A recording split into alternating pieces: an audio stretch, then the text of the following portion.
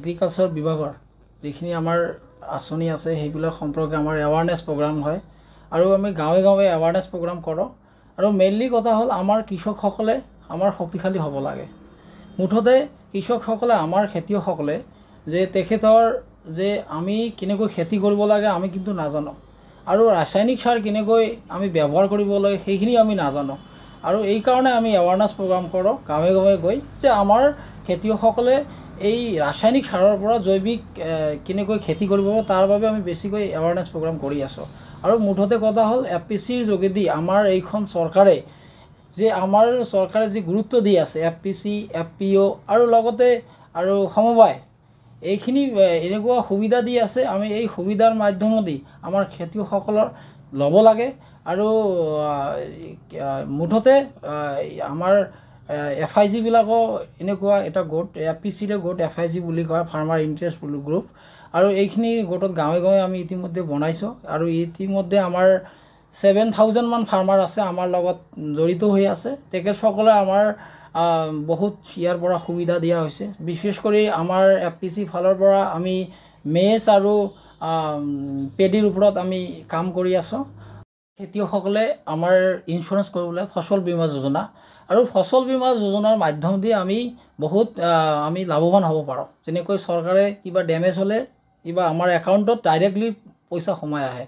আৰু লগতে এটা কথা কওঁ PM কিষাণৰ কাৰণে যিখিনি অসুবিধা হৈ আছে মেইনলি আমাৰ কি হৈছে PM কিষাণৰ কাৰণে আমাৰ নামৰ বহুত আধাৰ কাৰ্ডত এটা নাম পেন কাৰ্ডত এটা নাম এনেকুৱা বহুত আমি দেখা পাইছোঁ এই কাৰণে কিন্তু আমাৰ খেতিয়কসকলে বহুত অসুবিধাৰ সন্মুখীন হৈছে আৰু লগতে এটা কথা কওঁ যে এইখন চৰকাৰৰ দিনত ইতিমধ্যে ধুবুৰী জিলাত 65,000ৰ ওপৰত PM কিষাণ সোমাইছে আমি ইতিমধ্যে জনা পাইছোঁ মুঠতে কথা হ'ল যিবিলাকৰ PM কিষাণ সোমোৱা নাই মূল কাৰণটো হৈছে যে আমাৰ লেণ্ডৰ প্ৰব্লেম আছে কিছুমানৰ নিজৰ নামত মাটি নাই তাৰ কাৰণেও টকা সোমোৱা নাই এই কাৰণে মই ভাবোঁ কৃষকসকলে অতি সোনকালে নিজৰ নামত মাটি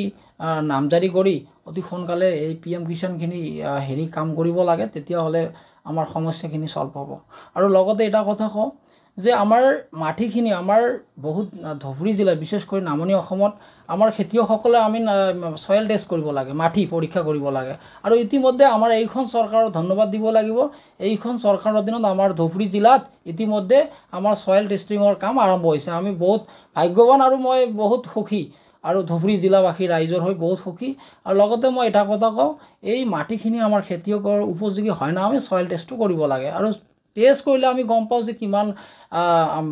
বিঘা প্ৰতি আমাৰ কিমান সাৰ দিব লাগে এইটো গোটাই ডাটাখিনি তাত পোৱা যায় সাৰ্টিফিকেটখনত মানে যিখন প্ৰমাণপত্ৰ দিয়ে এইখন টেষ্ট কৰাৰ পিছত আৰু এইখিনিয়ে মই কৃষকসকলক সকলোকে মই অনুৰোধ জনাম সয়েল টেষ্ট কৰক লগতে আমাৰ যিখিনি সাৰ দিব লাগে ৰাসায়নিক সাৰ এইখিনি ইউজ কৰক বেছিকৈ ইউজ কৰিব নালাগে নহ'লে আমাৰ বেমাৰে আমাৰ জৰ্জৰিত হ'ব আৰু লগতে মই অসমবাসী ৰাইজক মই অনুৰোধ জনাম যেহেতু ভাৰত কৃষি প্ৰধান দেশ কৃষকে আমাৰ ভাৰতৰ মেৰুদণ্ড স্বৰূপ আমি সকলোকে মই ইয়াৰ তৰফ FPC ফালৰ পৰা মই চেয়াৰমেন হিচাপে মই অসমবাসীৰ লগতে ভাৰতবাসীক অনুৰোধ জনাওঁ যে আপোনালোকে যিখিনি ৰাসায়নিক সাৰ ইউজ কৰিব লাগে সেইখিনি ইউজ কৰক আৰু লগতে যিখিনি আমাৰ চৰকাৰে ইতিমধ্যে সুবিধাখিনি দিছে আৰু FPC FPO আৰু বেলেগ কিবা সমবায়ৰ জৰিয়তে যিখিনি সুবিধা আছে এইখিনি সুবিধা ল'ব লাগে আৰু এইখন চৰকাৰ কৃষকৰ কাৰণে সদায় আছে আৰু সদায় থাকিব মই আশা ৰাখিছোঁ ধন্যবাদ